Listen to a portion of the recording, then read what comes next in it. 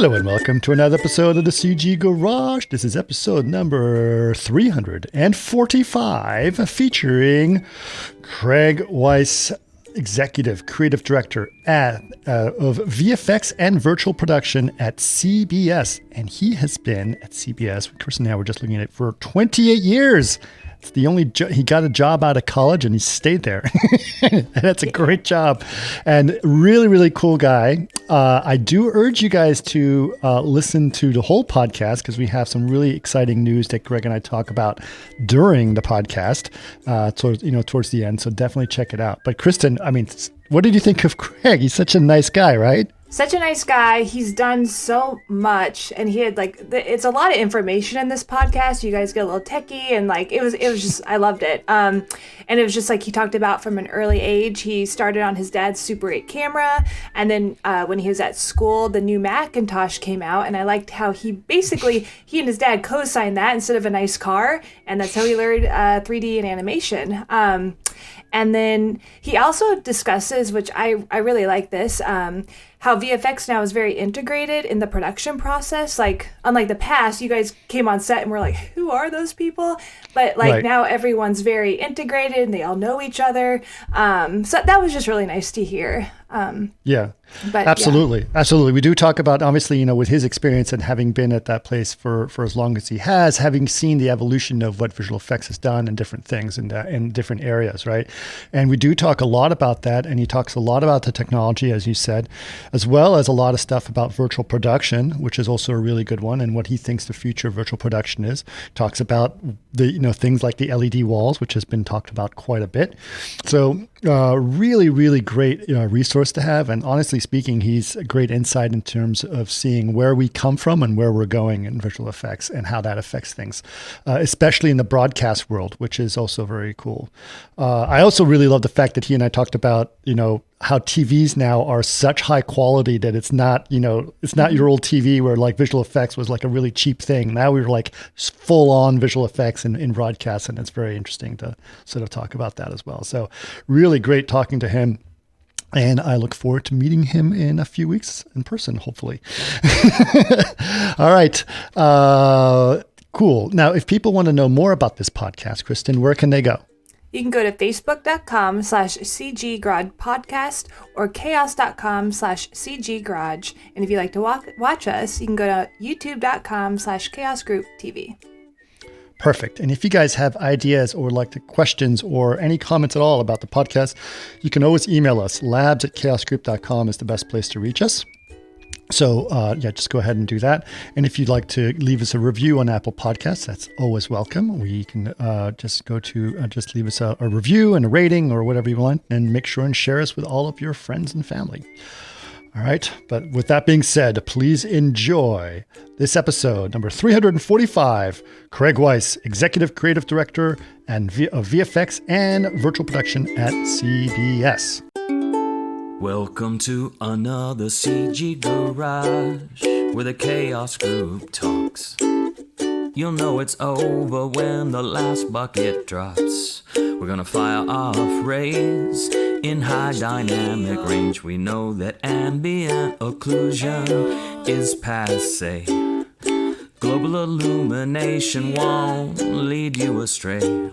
And while image-based lighting is really swell, you need to make sure everything has Fresnel. Thank you so much for doing this. There's a lot of cool stuff that I want to talk to you about. And as you know, I'm going to tease people saying, hey, we've got some exciting news to share. So I want sure people can hear about that. And hopefully I'm going to make sure I get Sherry's blessing that we can release that news before we release it at all. Yeah, I did ask her. So they do release, the press release is tomorrow. So I don't know when is this? This comes out on Monday. Oh, then it'll already be released at that point. Yeah, so we should be able to talk so we about should that. talk. Yeah, we can. Yeah, for sure. We talk about it, but let's not spoil it for people yet. So let's talk a little bit about you. I want to hear your origin story. Yeah, you have a very exciting position. What is your job title and what does it involve at this point? Yeah, so I am the executive creative director, VFX supervisor for CBS VFX, which is a division within CBS, now Viacom CBS, and we were one of the first in-house visual effects groups going on probably 28 years. Wow. So this was back in the day, very early innings before there was a lot of television broadcast VFX companies. A lot of it was, broadcast graphics. People had Harry rooms and stuff like that. And so I was able to kind of get into this early on and keep it going. So what, I mean, were you working on a Harry back in the day, or like, or Yeah. what was the thing? So, Really? well, yes, yes. So the origins are, I was that kid that borrowed his dad's Super 8 camera and would do Uh-huh. stop frame animation. I was obsessed with it. And then Yep. I started in the graphics department as an illustrator. So that was my background.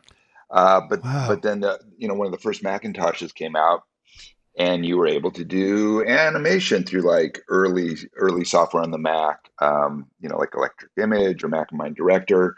So once I got exposed to that, it was like that was my obsession. So we had that first Mac at work, and I literally decided, okay, I'm either going to go to grad school or I'm going to buy one of these systems. And I convinced my dad to co-sign, and it was a car payment for 5 years. But I literally went, I Yep. went home starting once I got it, and I would just stay up around the clock and learn 3D and animation because the results were instant gratification versus sending your film in to get developed to wait a week to get it back, put on a projector, and see your animation. So this was just almost intoxicating. So I eventually just kind of convinced the network, like, hey, this is something we should look at, get into. And then we built a Harry room for on-air graphics, but I would go there in the middle of the night when those guys left, and I would learn how to do it. I would just teach myself.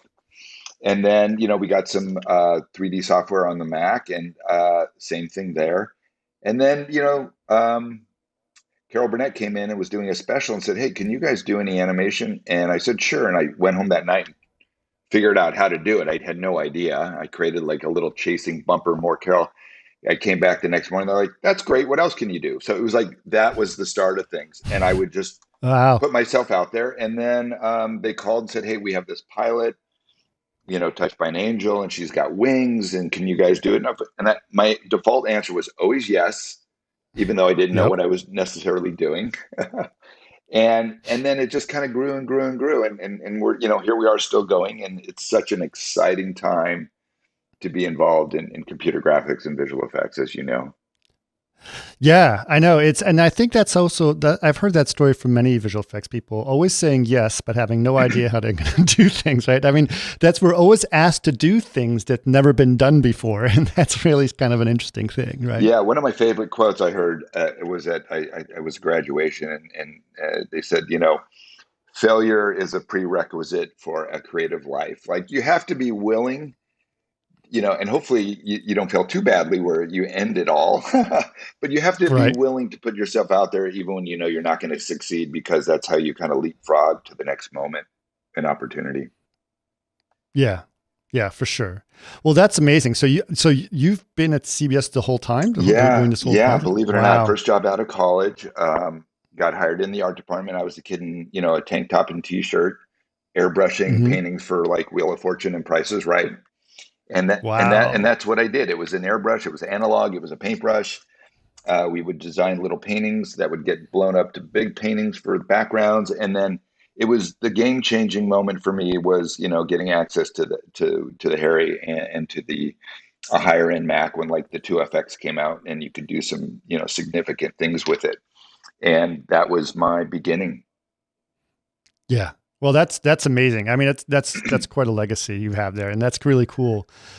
So obviously, because you've been doing this and you've sort of followed the trends, what are your feelings now? I mean, obviously, like you said, this is an exciting time in visual effects. So, what are some of the things that excite you about visual effects and what's going on right now, especially in from your point of view? Yeah, well, there's a few exciting things, on the technology side and on the creative side. I think on the technology side, I think a lot of the kind of painful, laborious tasks that used to weigh down a group because you had to get artists to do roto and certain things that have become that the software is starting to handle more of, whether that's using machine learning to kind of create mats enough to get you what you need to do. So there's a lot more efficiencies, tracking, just the stuff that was higher barrier to entry, where you had to have a specialized guy, and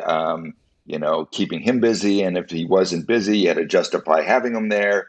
So some of those things that were a little bit more difficult and painful, I think, are getting solved with software, and it's allowing you to just, again, as a pure artist, to be creative, and as a somebody that runs a group in a facility, um, you know more financial help in those respects. So I Mhm. like seeing those advancements, and I think we're going to continue to see that. Obviously, the cost of storage coming down, and certain things that have really helped us, stay viable. Although, now we're getting into 4K HDR and all this other stuff, so it always kind of swings back anyway.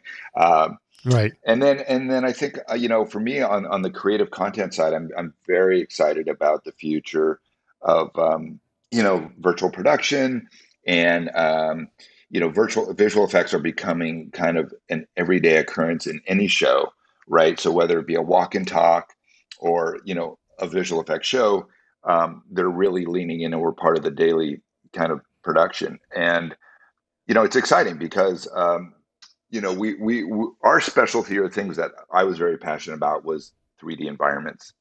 And pre-COVID, we were early innings on virtual production. And when I say virtual production, I don't mean the LED screen. I mean just, being on a stage with a green screen, a temp composite of the environment, potentially in real time for editorial, but then a final render in V-Ray, say, where we push all the bells and whistles. Um, and that was, it took a while to get that into the hands of directors and producers, because they always wanted to go to location, which makes sense. And then COVID just all of a sudden accelerated that, and now it's part of our, I feel like, everyday vocabulary is: do we need to go on location? Can we shoot this on a stage? Can you guys do the background for us? So people are more open, and I think that's what's been very exciting for me, because I've really had a passion for that for many years. Yeah, I think that people don't necessarily realize how much background replacements are done in almost everything that you're seeing on TV and in movies and everywhere, right? 100%. I mean, everything from even simple set extensions to, full virtual backgrounds, or just replicating sets that you can use for other purposes. So you may have a set for a show, and then you might have social media, or you might have branding and marketing departments that can't get access to that set anymore. So now we're going in there and we're scanning that set, we're rebuilding that set, and we're matching that set photorealistically. So now they have this digital double that they could use at any time for any purpose when it comes to doing promotions, marketing. So there's a huge value in that area as well. Yeah, I can imagine. I can imagine as well. But I mean, you mentioned earlier, it's like, well, you have these machine learning tools that are out there and that are enabling things to go faster or whatever. But such as Roto, for example. And a lot of people are concerned that machine learning tools are necessarily going to take jobs away. But it seems to me that it's actually allowing you to do more work than you've done before. Is that more like it? 100%. I don't think it will ever, you know, at the end of the day, it all comes down to the artist, right? And the talent. And it's almost like, the analogy for me is, when Digi Doubles came out, actors were concerned that their jobs were going to go away and some CG character was going to replace them. But what we've all realized, it's really the actor that's driving the performance of that CG character, right? And Right. same thing here. What we're doing is, at the end, you need the artist to drive the creative performance. And um, whether it's machine learning that's doing roto, or it's doing tracking now, um, those artists that were doing that might transition into the more creative aspects of things. And those, I think, are just pain points that I think ultimately don't really add value. They're a necessity to the creative process, but really it's all about having the ability to create, and having these tools to help you is just, you're right. You're able to now just do more. Right. And then like you said, you add HDR and 4K and it just made it a little more difficult every time, right? Every time they keep pushing back the finish line, like we all remember the days of going from standard def and just being able to ingest HD in real time into a computer. Into the Right. early days of SGI, and you needed this expensive card, and um, and now it seems like it's evolving so quickly, but it's exciting. I remember when we first got into, broadcast used to be like, uh, 601, 640 by 480. It was already RGB color space. And then this thing came around called log color space. And this is what the film guys were doing. And I'm like, oh God, why do we have to get involved in that? It's just going to take time. And now when you see, again, it's just gives you that creative flexibility and all the control you have. And it's just, and those are the things that get exciting. Yeah, absolutely. So I do want to talk about a little, I've had this conversation with some people and it's a little bit, tricky conversation, but could be, I'd love your input on this. Basically, since the COVID situation, I have been watching a whole lot more TV Mm-hmm. because I'm stuck at home Yeah. and I actually decided to finally upgrade my TV to a 4K HDR TV and get a really nice OLED one Yeah. because I was going to be stuck at home and I've got a nice Dolby Atmos sound. And I was like, this is really good. This is a really great experience that you have from home now. And the quality of that demand of what that is, in some cases, especially when you consider the HDRness of it, can sort of rival certain film qualities in a Yes. lot of ways. I mean, how does that affect the demand on visual effects in the broadcast world, which is normally has to run and gun on everything compared to what, the luxury of time that some of the VFX and features had before? That is a great question. And I've seen that evolution. So early innings in visual effects and broadcast, you kind of had TV visual effects and then you had feature film visual effects. And there was a Yeah. big disparity between the two, right? Because it was time and money and budget. And those were the big determining factors. Plus, people accepted TV as TV and film as film. They were two kind of different levels of, I would say, quality, right? And then fast forward, all this, streaming comes along. You have Netflix and Amazon and all these streamers that have the budget to almost treat television like film, right? So a lot of these series and limited series are almost feature films. And to me, in some ways, TV has become film, right? So if you look at the level of visual effects that are being achieved on these streaming platforms, there is no discernible difference from what you see in the theater and what you see on TV. So yes, the expectation now is very high, and that does create some challenge. So I think there's been an adaptation saying, look, we there's a negotiation of really how much time do we need? What the budgets are bigger, they're different. So there has been an adjustment, and it hasn't been easy because the expectation is the quality is always going to be here, but the time and money may not be there. So, like anything, visual effects has its challenges in that area. Sure. But I think the lines have blurred, and I truly believe if you really look at even theatrical releases now, they pale by comparison to some of these series that are popping up right and left with just stunning visual effects. Yeah, I agree. I think, and this is just from a narrative point of view. I think one of the other things that's happening is the mini series is back in a lot of ways, right? Where you have these 6-episode things and it allows you more time to tell that story. You're not stuck in that 90 minutes or 2-hour show that you have to tell a very complicated story. And it's really kind of allows for a lot more development, but it also means there's a lot more stuff on the screen, a lot more minutes, right? A lot more minutes. And I remember those early days when we would have those mini series, in television, and it would be like Mm-hmm.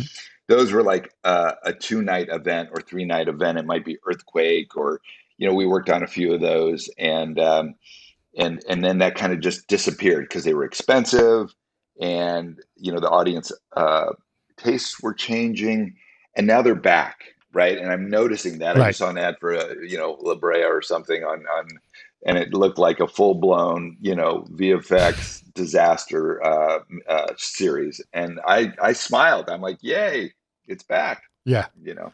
I do remember, way back in the day when there was things like Shogun and Roots and stuff. Those Yes. were epic moments, and that people remembered, that when that was on TV. And I think those are great things. And I think that also, you have the time to tell the story. Yes. Which is a really, really great thing. Yeah.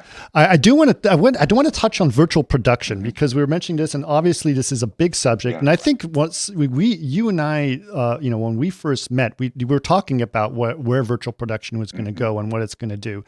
Obviously, you mentioned the ideas of seeing live on set what's behind you. But what do you think? I mean, what are some of the driving forces? Do you think are really going to help what you do better in virtual production, as well as where do you think it's going to go in the future, and what are you looking forward to? Yeah. So, really, LED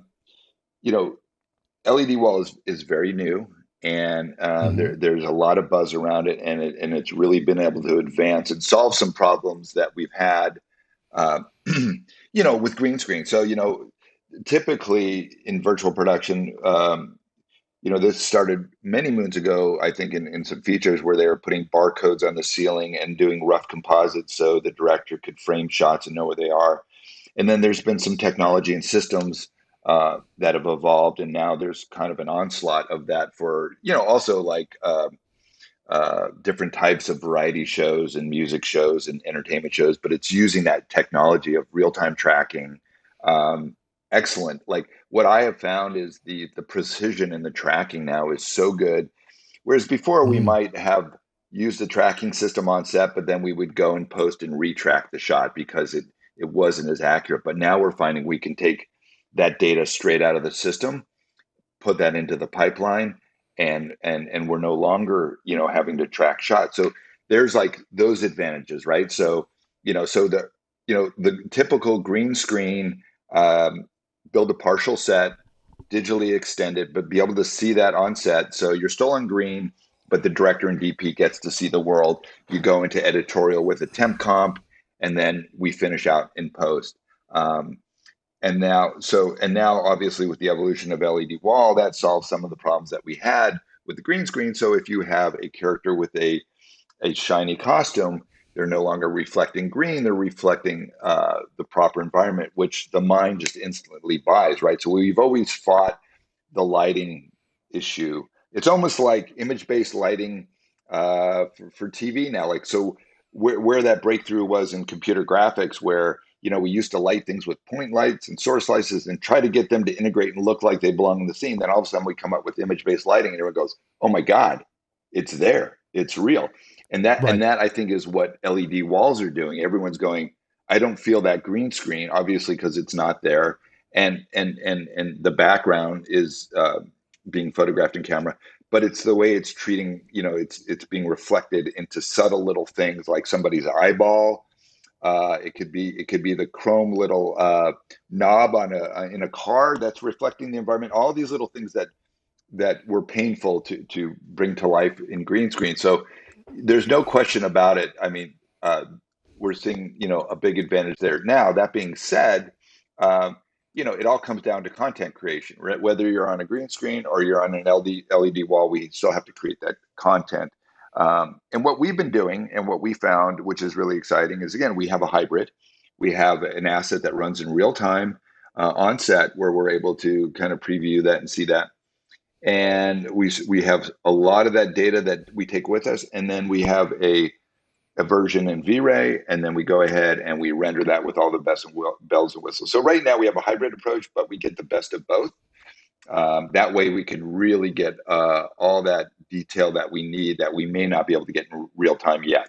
So, but I do feel like the future, and if we're having this conversation 5 years from now or 10 years from now, we'll be looking at real-time visual effects. Right. I think that is really the draw to the LED wall, is that it bridges the gap between production and post-production. So it's always been the director, DP, everybody on a stage, and then the VFX supervisor saying, okay, it's going to look like this. And they go into editorial and then start to get the clips back. But now everybody is together and everybody is working as a team and seeing that vision almost instantly.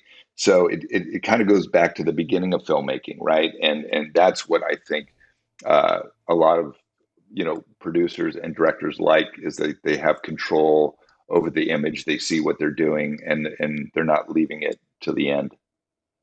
Yeah, I think that there's also, the film industry. I mean, several years ago, I'm gonna say during the Life of Pi days, shall we say, Yeah. there was a lot of kickback on visual effects in Hollywood in general, and I think that people were like, oh, it's not nice because it's CG. CG is not as good as practical, and it was really kind of very sad because I don't think people realized how much of what they're seeing is actually CG, and what I think what I have been hearing is from virtual production, because of exactly the way you were just describing it, is the filmmakers were given like, here's what you have, and then we'll see you later in 6 months or whatever, and we'll give you some visual, we'll show you what it's going to look like. It went into this black box of unknownness.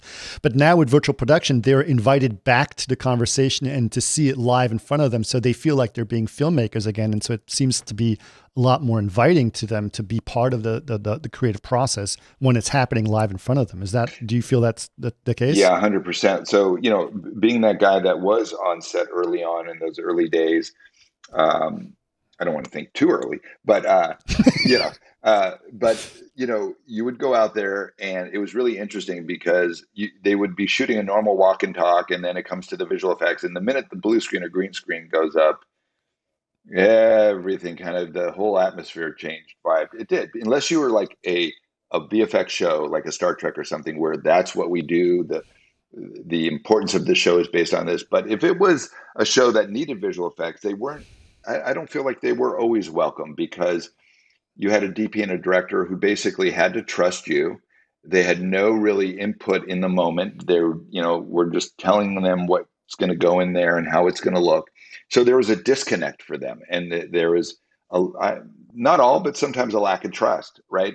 So you weren't always, didn't feel welcome. It's like, okay, all right, guys, let's get it done. What are we doing?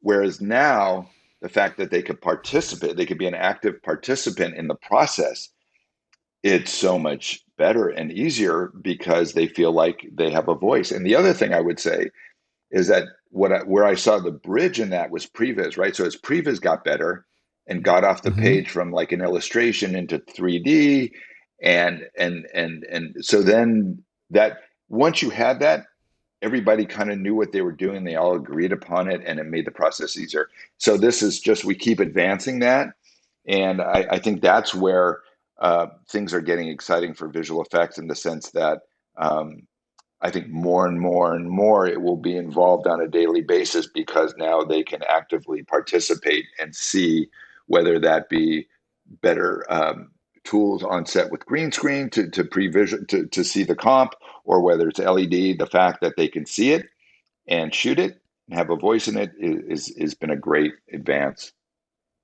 Yeah.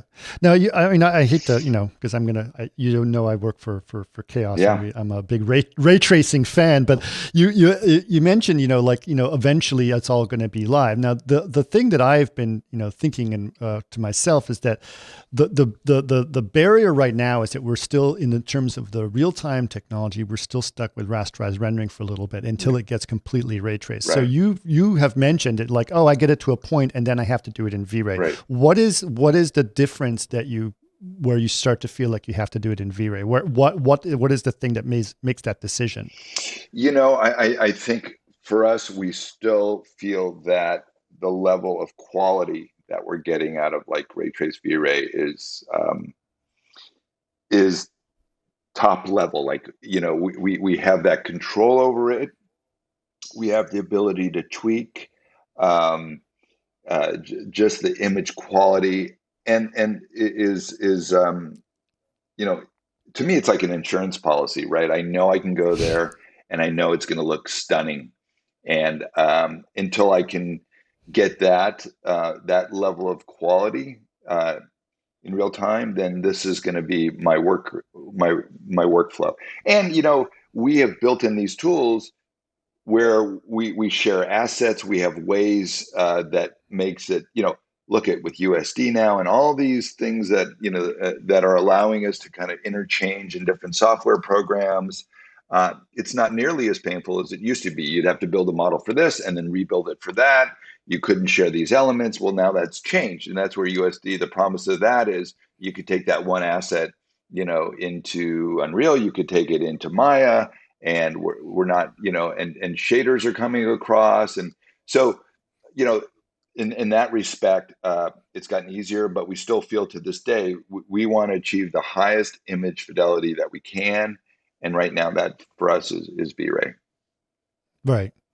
Well, yeah, I think, the thing is, Vlado and I have always mentioned, it's like, the real time will eventually replace offline rendering, as you said before, but I don't think rasterized rendering is going to replace ray tracing. So once you have full real time, full ray tracing, then we're done. Right. And that's a ways, right. Exactly. So, so this is, to me, is like the best of both worlds. I have a representation that I could show the client that we're kind of living in. And, unless you're doing, like the LED wall obviously is in camera. What's really interesting, what I found is, when we first started doing kind of real-time composites, I wanted to make it look as good as possible, even though I know I was going to redo it because I just wanted to immerse the actors and the director. And everybody was like, okay. But what I found is they ultimately just want to know where they are, what's the world they're in. And then, we know what we're framing, we know where the lighting is, we got all that, and then they just kind of go into their world of acting and directing, and it seems like all that kind of disappears for them, and they do their thing, and then we now go in there and deliver those final comps. And what I found is that by doing it this way, the director has seen it, the DP's seen it. It goes into editorial. They're in the temp comps because they're cutting with the temporary backgrounds in there, right? In the old days, they'd be cutting with green screen, and you'd send them a comp, and they're like, well, the building doesn't look right. Let's move it over here because they're seeing it for the first time. Well, now everybody's seen it. They've agreed upon it, and you don't get those notes anymore, right? So it just, you could final stuff a lot quicker. You may get little things like, can we add a plane flying over here? Can we change this car over here?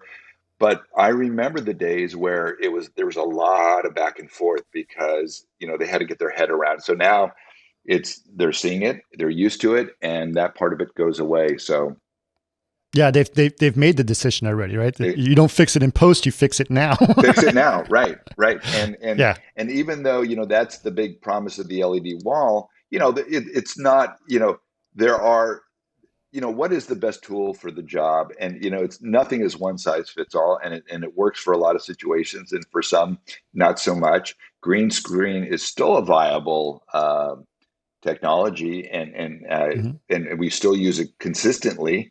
And it's cheaper too. It's cheaper. There's, look, let's face it. You look at 90% of the stuff that's on TV, it's green screen, and it still looks amazing, right? It still looks. And that's, because you have great artists out there, you have great supervisors that understand lighting. They're working with the DP to get the right lighting. They're avoiding a lot of the problems that we used to have. And then you make the decision, do we have a guy in a chrome suit? Then maybe we should look at the LED wall, or there's certain things that make sense for that. But, and I'm sure that technology over time will get more ubiquitous. It'll get, the cost will come down. And, so it's interesting to see. I mean, it's what I like about this is it's an exciting time, right? And whether it's that or green screen or anything, it's involving computer graphics, right? And that's what I just love, because we've seen the evolution. And there's there's been a lot of trials and tribulations for companies that we've all seen. After '93 and Jurassic Park, if you could put a Wacom pen in your hand, you were hired, right? And there was this big surge. And then, we went through some difficult times with strikes and this and that, and some companies closing down. And now I feel like we're back again, right? And I can tell you firsthand that everybody's busy. It's hard to find talented people right now. It's an artist market. And, so eventually things come back around. Yeah, Absolutely, absolutely. I think it's very exciting, and like everything you've been saying, it seems to imply is like these new tools, especially the things that are happening in real time, are basically bringing filmmaking tools back to the filmmakers, right? So that they are a part of the process and they feel involved, which I think is great for sure. Yeah. But you mentioned a talent, right? Mm-hmm. How hard is it to find a talent, and what kind of talent are you looking for? Yeah. So, it's interesting because, across the board, we're looking for, everything from, obviously generalist to, on the 3D side, we look at all the different disciplines. Typically, if you're going to bring in an effects guy, it's Houdini, and you're trying to find a good Houdini guy, which has its own challenges. Uh, so, we're always constantly looking. But the one thing I will say, and my guys talk about this and about V-Ray is the thing that what. So I started early on with Mental Ray, right? And there was RenderMan, and there weren't a lot of like rendering packages out there. And it was like if you wanted to get into CG, there was a high barrier to entry to understand. Do you need a coder? Like it was a little bit of a dark art back then, or you had to be one of the bigger houses that had deep pockets that, early computer science guys on their team. And, since, I think we've been using V-Ray since it came out for Maya. I don't know, you might know better than I. It feels like what, early Yeah. 2000s or something, or 2006, 7. Yeah. Yeah. And what we found is it kind of removed the whole technical side of it, and it looks beautiful right out of the gate. It was user friendly, and if you want to get under the hood and drill down and customize, you have that ability. But for us, being a smaller shop, where it was, it was hard to kind of maintain, like, potentially like a computer science that could do shaders and all this thing. It was a welcome addition because now we had, a really good generalist that can get into lighting and learn it. And there was no real under the hood trickery like the early stuff, right? It was kind of a default. Here you go. You could focus on the art. And so that still continues to be a big benefit for us, and that's why we love it, because it just continues to, I'm still always amazed at some of the stuff. I'm a little bit more removed now than I was in the day-to-day shows because I'm managing so much, but I'll see some of the renders posted. We just recently finished, we're working on a project where it's an Apple show, and there's this it takes place inside this mansion, and we had to recreate that mansion exactly, the interior, because this gal has a vision and stuff happens. And I remember seeing the first post of the renderings, and I was like, well, are these plates? Are we? I'm getting fooled still, and I'm just like, Wow. I still have that childlike enthusiasm, right? Like, I was the guy that would hear my computer hard drive saving a frame, rendering overnight, and I couldn't. That was what put me to. I would love to hear that sound of it saving the next frame to the hard drive when I was rendering on my Mac, sleeping at night, and I still have that enthusiasm when I'm looking at this stuff, and it still never ceases to amaze me at like the quality that we're getting, and it's just wonderful. That's great. Now, obviously, as you know, you and I know, obviously, V-Ray is used in a lot of broadcast, which leads us to how we reconnected recently. Yeah. So I want to talk about that. So you gave me a call about a week or two ago to tell me some news, which was kind of a little bit out of the blue for me, but it was really exciting. So tell people on the podcast what exactly happened. Yeah, so I serve on the engineering committee for the Emmys, and really what we do as a group is we vet all the engineering submissions.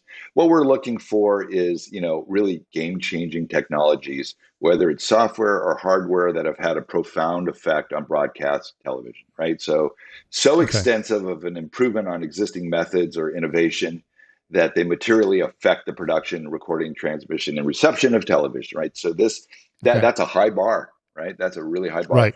So, we're constantly, looking at different technologies, and people submit. And sometimes what will happen is you might have one company submit, and that we will look at other companies that have made that same contribution. So one of the submissions was Arnold as a renderer. Hmm. And so as a committee, we said, well, if we're looking at Arnold, we have to look at V-Ray is between those two and V-Ray significantly. If you look at television, there is kind of it has changed the game, right? I'm being in television broadcast visual effects, seeing what we've been able to achieve with V-Ray and software like Arnold to be able to put that on the screen and create these visual effects has had a profound impact. So we looked at that, and as a committee, we agreed that we wanted to honor V-Ray with a engineering Emmy for their contributions to broadcast television. How it has changed the game for visual effects company, and you could look at I don't even know the percentage, but I can imagine the percentage of visual effects that are on screen today are using that software. So I was so excited to be able to reconnect and what's really great about this is, I'm sure this came out of the blue because you guys did submit, and then here I am calling you to tell you we're honoring you because we looked at you as a company as one of the game-changing companies that has contributed in this area of television. So Yeah. I think by the time this podcast probably airs, there will be an announcement publicly.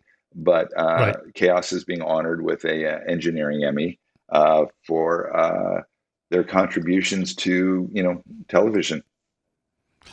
Well, that's really great. I got to tell you, when I talked to Vlado and I called him up because it was, you told me in the afternoon, so I had to wait till the next morning to tell him because he was asleep in Bulgaria. But I called him and I was like, I have to tell you some news, and he's like, wait a minute, so wait. But we didn't submit anything. It's like, nope. We have enough people that can vet for us on the television. It's like, no, but V-Ray has been used for a lot. And so he was really kind of like in shock and very excited.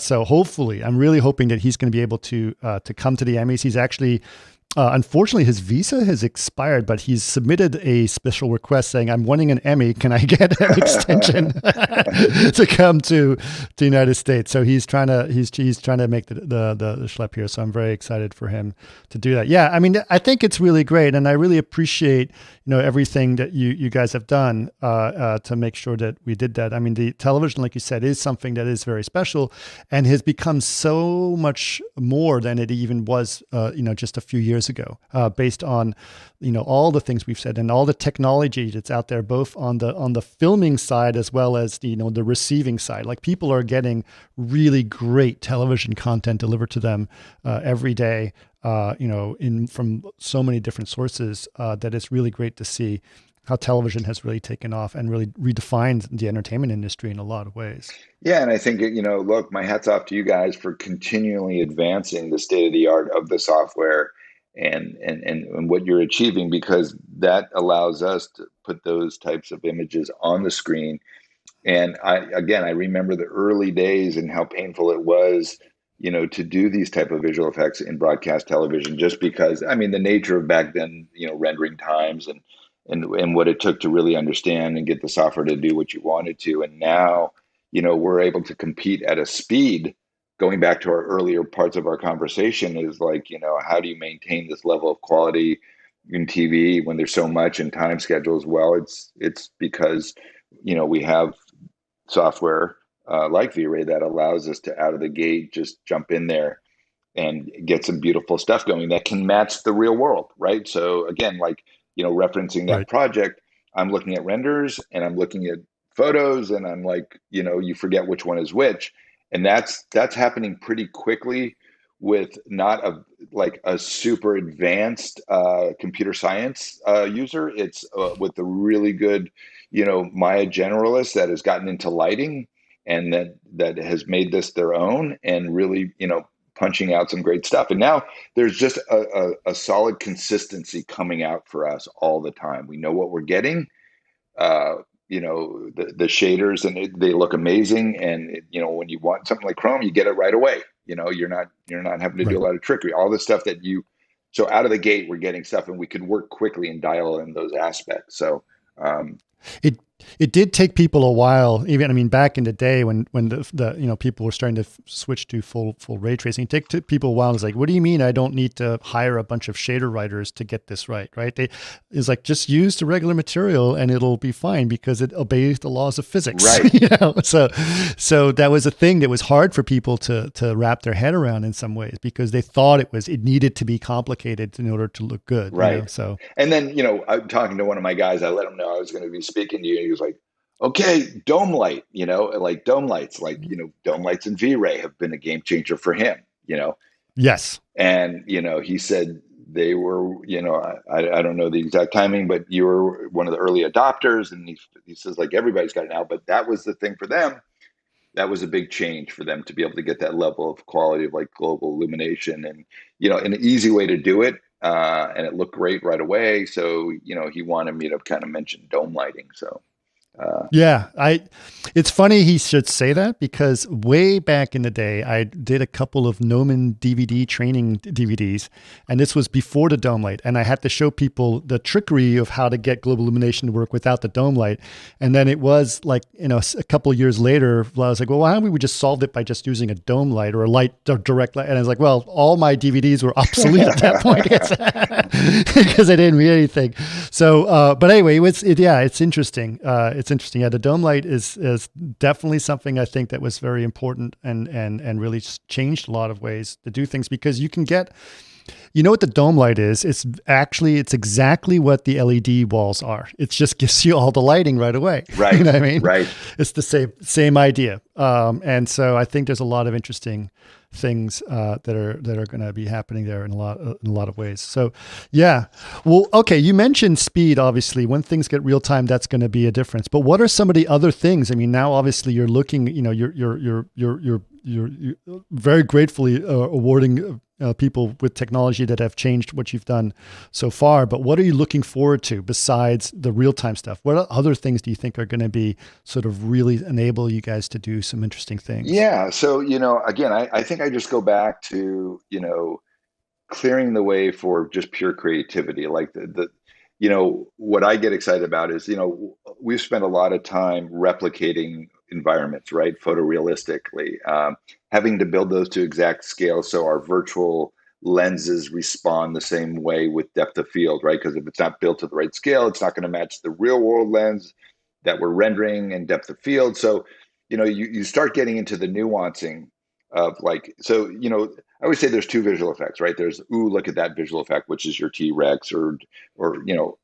science fiction. And then there's what visual effect, right? Which feels like is 80% of what we do, where you fooled people and they don't know that they've been taken to a location that didn't exist. It was all done on the computer. And I found like whenever I do demos, that's like gets the biggest reaction. I could show them the alien and they go, oh, that's cool. And then I show them this and I pull back the curtain. They're like, oh my God, right? Wow, I didn't know you could do that. So like to me, like what I get excited about is having been on this journey for a while is the more barriers that we could remove that gets us into pure creativity. So what does that look like? We're LiDAR scanning locations, then we're going in there and we're modeling, geometry off the point cloud so we're accurate. So, I would say like acquisition tools, the way we capture, shooting HDR photography at the same point, ways to kind of build these environments in a more efficient way, right?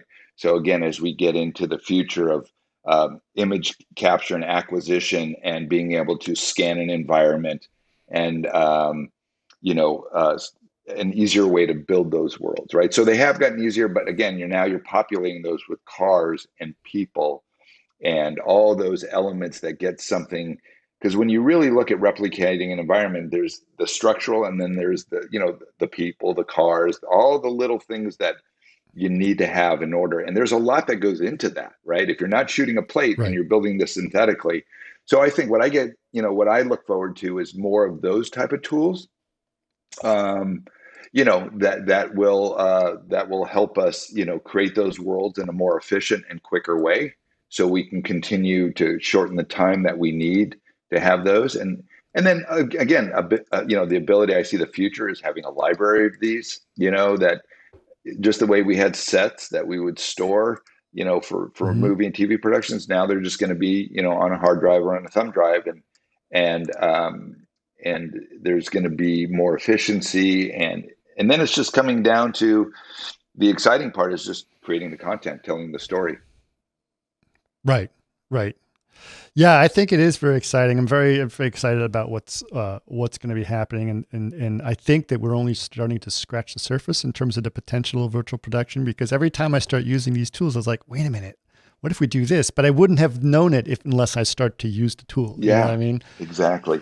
So, and the other thing too is like, we are talking LED and we're talking green screen, but the promise of depth keying, which what allows you to be on a physical location and not need a green screen or LED wall and potentially replace the background. Ultimately, what the future, I don't know, holds for that. I know there was development with like Litro and light field cameras and the way to extract depth, while you're capturing that image. But I think there's a lot of merit in that, because now you don't have to recreate the sun on a stage, right? Which gets to be involved. But if you could be out in a parking lot and then you want to just change out the background, but you don't need the big blue screen, and you could shoot it and you're able to extract a matte somehow. And then, so I think that's an area to me that would be interesting to see evolve, right.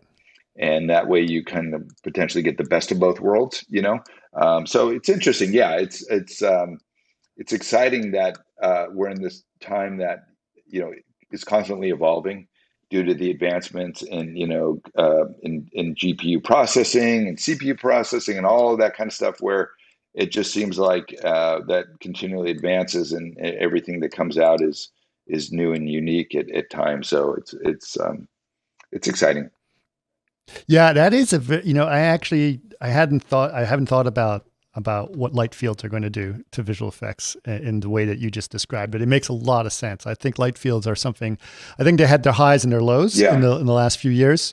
But you're absolutely right. I think obviously if you can basically completely cut out the need for any green screen and just do it on the fly from depth, it's pretty surprising. Yeah, that would be an amazing use case. Right, so, because if you look at the LED wall, what they love, you're building a practical floor. So you get contact shadows, you have that real interaction with the person in that environment. So you have kind of like what we do with the green screen, you have a partial hybrid set where you're getting contact shadows, you're getting all of that.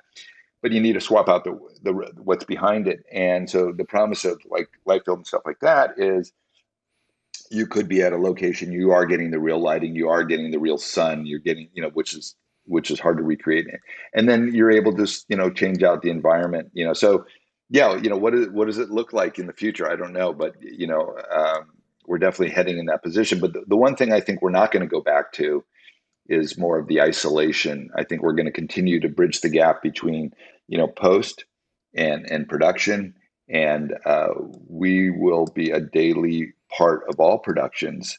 We will be a department that serves them just the way production design, the art department, and I've seen that evolve, which is to me very exciting because it wasn't always that way, and we definitely have our place at the table now.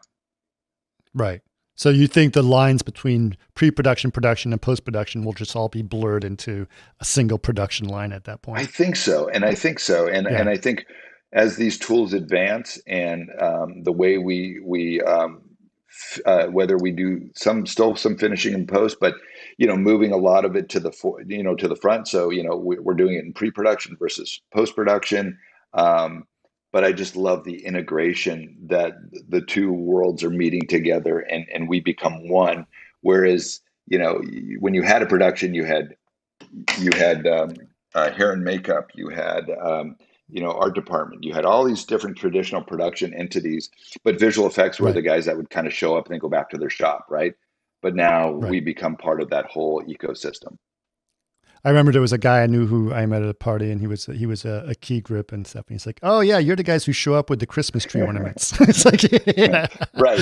And it's like, yeah. It's like you don't know what you do. You just take a bunch of pictures of chrome balls and walk away. It's like, but yeah, it's nice to be able to be part of it. But I think also speaking of exactly that role, right? That grip on there. Now suddenly that grip has to start to become be part of that visual effect as well, right? Yes. They have to figure out, and so they have to start to be part of this process too. Yes, which is kind of exciting for them too, I'm sure. I think so. And, I think a lot of them definitely, I always found they always have an interest. They're always asking questions. What does that do? And why does that have to be that? And, and we're doing more and more. I spoke on a virtual production kind of 101 for the Television Academy.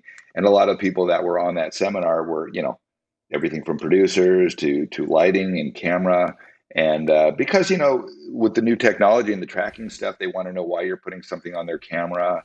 What does it do? So I love personally the education process of, getting everybody up to speed. So they when somebody does show up and ask to strap something to the camera or do this, they understand. And, when people are involved in the process and they become part of the process, they just embrace it so much more, and they want to be of help, and they want to make sure you're getting what you need, versus if it's just a dark art and they don't know what you're doing, they feel maybe intimidated to get involved. So this kind of, again, reinforces that that sense of community within the production group. Yeah, absolutely. Absolutely. Well, listen, we've come to pretty close to an hour on this, and it's been absolutely amazing catching up with you.